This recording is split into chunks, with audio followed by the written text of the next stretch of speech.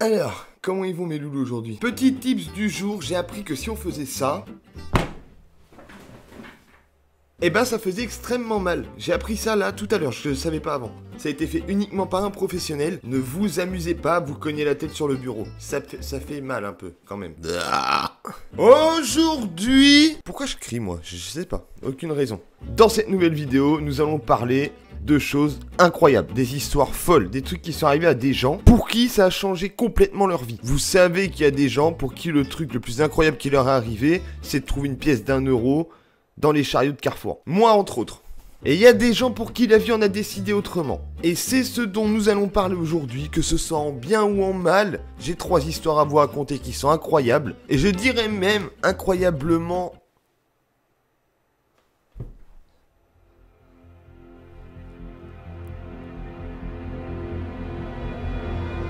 C'est parti!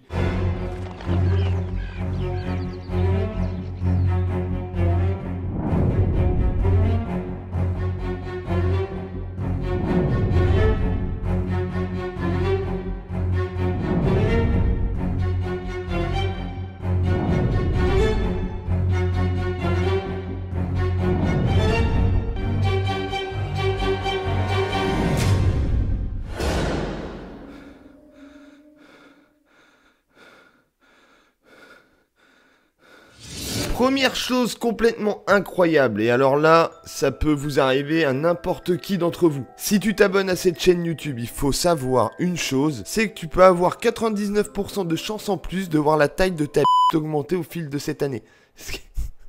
Non.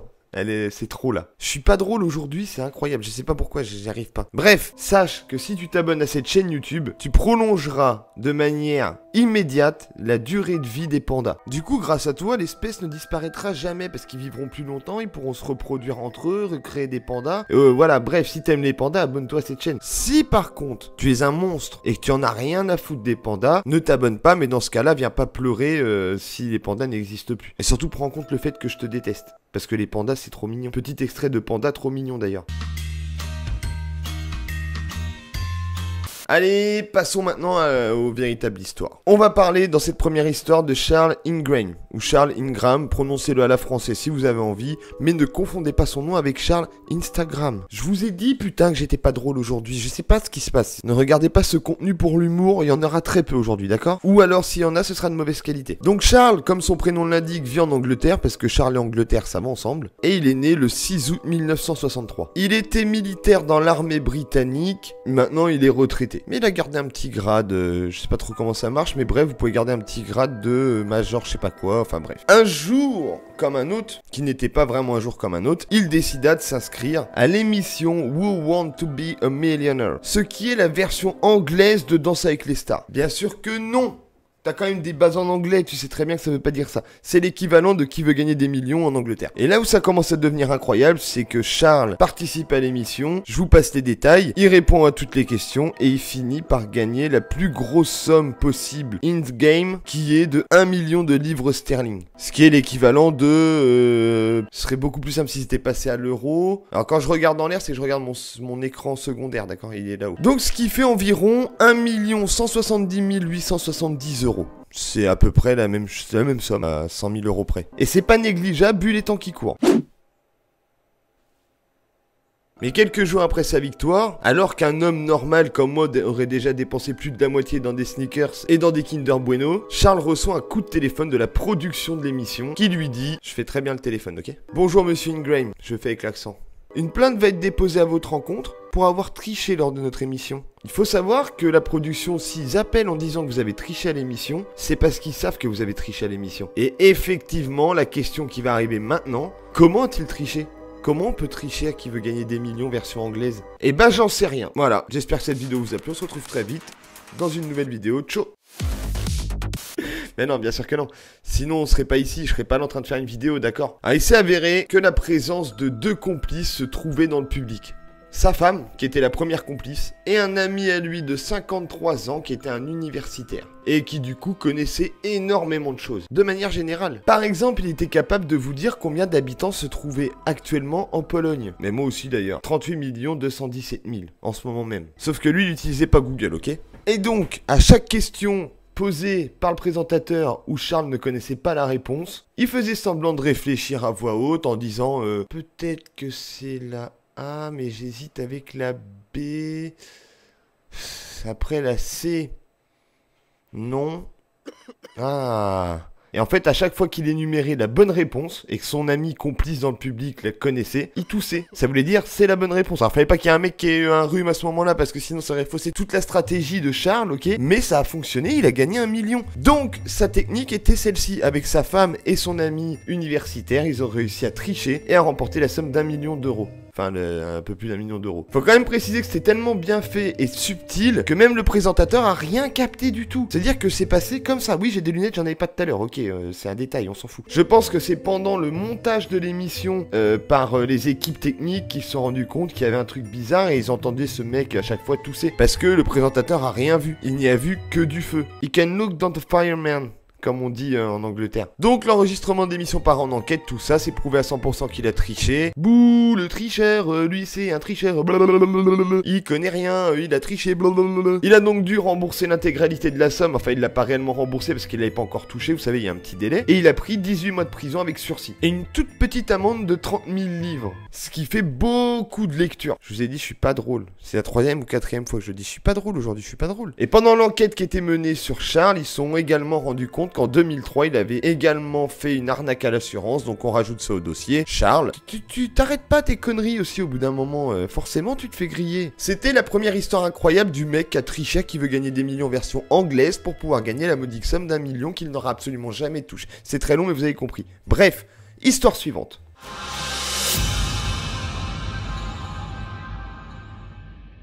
Harrison Hawken, ou Hawkené, je sais pas comment ça se prononce, mais voilà, il s'appelle Harrison. Donc Harrison travaille en tant que cuisinier sur le remorqueur Jascon 4. C'était un bateau remorqueur qui tirait un pétrolier dans le golfe de Guinée. Le 26 mai 2013, donc c'est une histoire très récente, le bateau sur lequel travaillait Harrison longeait les côtes nigériennes. Quand tout à coup, et là c'est mes talents de dicteur qui parlent, mais même moi j'ai cru que j'avais lâché une caisse sans m'en rendre compte. C'est ma clope électronique qui a vibré.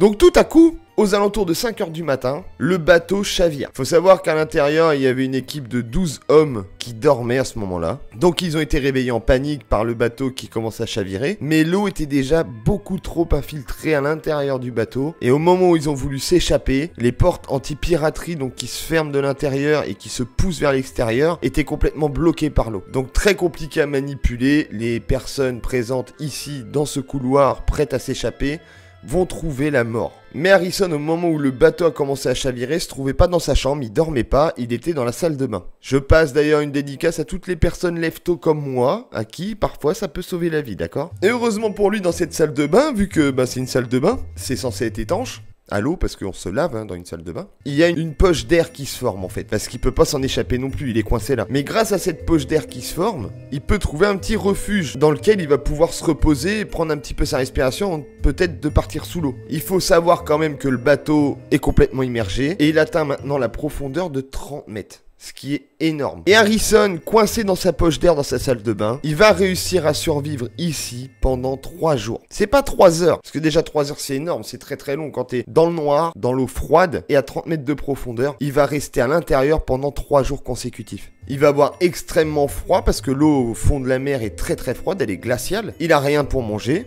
Il peut pas boire l'eau de la mer parce que c'est pas très... ça se boit pas comme ça quoi. Et il va même entendre ses collègues morts dans les couloirs aux alentours se faire manger par les poissons. En fait, il va juste entendre les poissons mettre des gros coups de queue et arracher des morceaux de chair, quoi.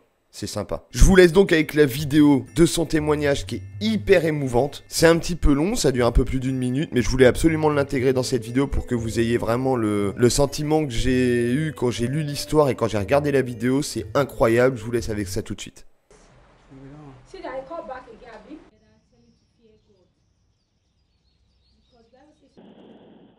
Okay.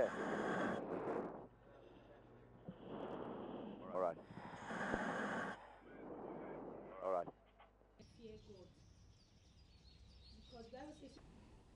And I heard a voice saying, is this vessel sinking or what? Is this vessel sinking or what? The next thing I saw was a light went off and the vessel capsized.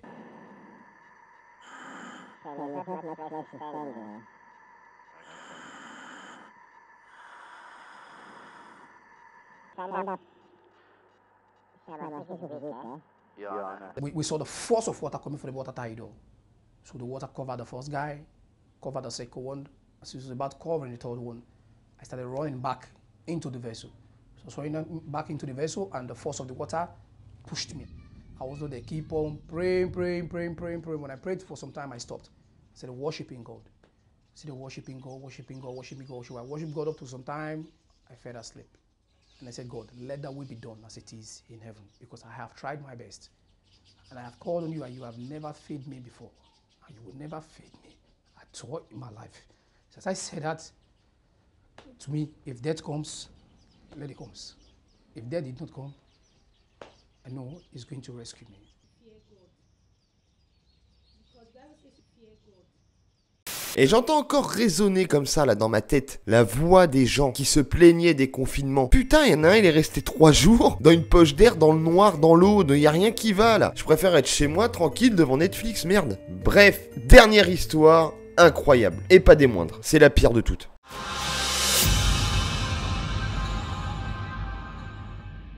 Si vous avez peur de l'avion, je vous conseille de quitter cette vidéo à partir de maintenant. Merci à vous, abonnez-vous, laissez un petit pouce bleu, un commentaire, et on se revoit dans une prochaine vidéo, pas de soucis.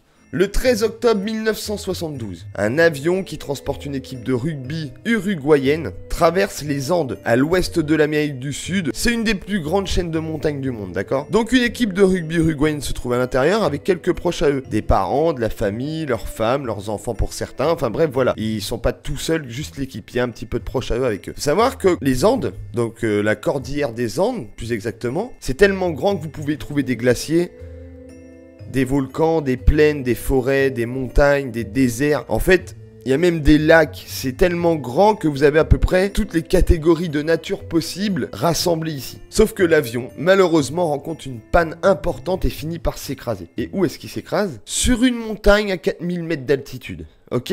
C'est bon pour vous? Pour vous resituer un petit peu la chose, un crash d'avion, déjà c'est ultra violent, voilà, pas besoin de faire de dessin. Il se crache sur une montagne à 4000 mètres d'altitude, prenant en compte le fait qu'il fait moins 30 degrés, et que lors du crash, 12 personnes à l'intérieur de l'avion vont trouver la mort.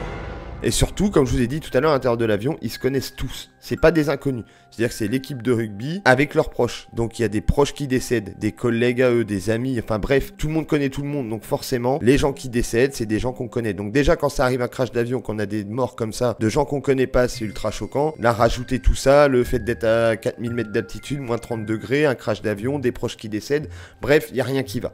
Il reste donc 16 survivants lors de l'impact, qui vont devoir essayer de survivre à moins 30 degrés à 4000 mètres d'altitude. Forcément, la survie quand t'es à 4000 mètres d'altitude, c'est pas la même que Koh-Lanta. Déjà, il va falloir réussir à se réchauffer, parce que moins 30, ça commence à geler un peu, tu vois. T'as du givre un peu au niveau des sourcils. Quand on voit déjà comment c'est difficile de survivre à moins 5 degrés, ou même juste de se réchauffer, tout simplement, quand tu fais rien, que t'es en ville et il fait moins 5, t'as froid, tu galères, tu vois. Là, on est à moins 30, ok, moins 30, 4000 mètres, il y a manque d'oxygène, etc. Ensuite, prenez bien en compte le fait que à 4000 mètres d'altitude à moins 30 degrés, la nourriture se fait très très rare. Et c'est extrêmement difficile de descendre de la montagne. Ils peuvent pas tous descendre, ils vont perdre du monde, c'est sûr à 100%. Donc pour trouver de la nourriture, c'est compliqué. Après avoir épuisé toute leur force et un peu tout ce qui traînait dans l'avion, bah il n'y a plus rien à manger. Donc là, va falloir qu'ils commencent à prendre des décisions compliquées. Et ils décident tous ensemble de devoir manger leurs proches qui sont décédés. Alors oui, ça peut paraître horrible comme ça. Qu'est-ce que je raconte? Ça peut pas paraître, c'est horrible, carrément. C'est juste horrible de devoir manger des êtres humains et encore plus des proches. Mais faut bien savoir qu'à partir de là, ils savent pas combien de temps ils vont rester ici en fait. Combien de temps ils vont devoir survivre dans la montagne à moins 30 degrés. Et qu'il va falloir essayer de faire au maximum pour que les survivants survivent jusqu'à ce qu'ils soient secourus. Du coup, il y a 2 membres parmi les survivants qui décident de prendre les choses en main et surtout leur courage. Fernando Parrado et Roberto Canessa décident de partir traverser les Andes, donc descendre la montagne, traverser tout ce qu'ils vont trouver, montagne, forêt, etc. pour atteindre une civilisation et réussir à alerter les secours pour venir récupérer tout le monde. Et ils vont pas survivre un jour ou deux, hein. Ils vont pas survivre une semaine d'ailleurs. Ils vont survivre pendant 62 jours. Ok ? 62 jours. Vous vous rendez compte de ce que ça représente 62 jours? C'est plus de 2 mois. C'est à peu près 2 mois. C'est 2 mois. Je le dis quand même de manière très calme, mais on parle de putain de 62 jours. 2 mois, c'est l'équivalent de vos grandes vacances là. Là, vous êtes contents quand on est le 1er juillet, vous dites ça va être long les grandes vacances, on va s'éclater, on va faire plein de choses. Eux, c'est 2 mois où ils vont rester dans un -30 à essayer de survivre. Et au bout de 62 jours, incroyable, les secours arrivent, tout simplement grâce à Fernando et à Roberto, qui ont réussi, avec une force incroyable, à traverser les Andes, jusqu'à atteindre le Chili pour trouver une civilisation et pour demander de l'aide, parce que bah déjà, il fallait réussir à resituer tout le monde, enfin bref, c'était un merdier. Ils ont réussi à retrouver du monde, ils ont alerté les secours, ils sont intervenus sur place, tout le monde a été secouru, les 16 survivants ont été retrouvés vivants. On est quand même sur une histoire incroyable d'un crash d'avion sur une montagne. J'ai plus de batterie, d'accord, et j'ai pas envie de remettre une batterie juste pour la outro, donc on va le faire au téléphone. C'est dégueulasse, c'est pas grave, c'est juste pour dire au revoir. Si cette vidéo vous a plu et ces histoires incroyables vous ont impressionné, j'ai été bloqué, abonnez-vous, laissez un pouce bleu, un commentaire, je parle trop vite et du coup je dis de la merde. À bientôt, ciao.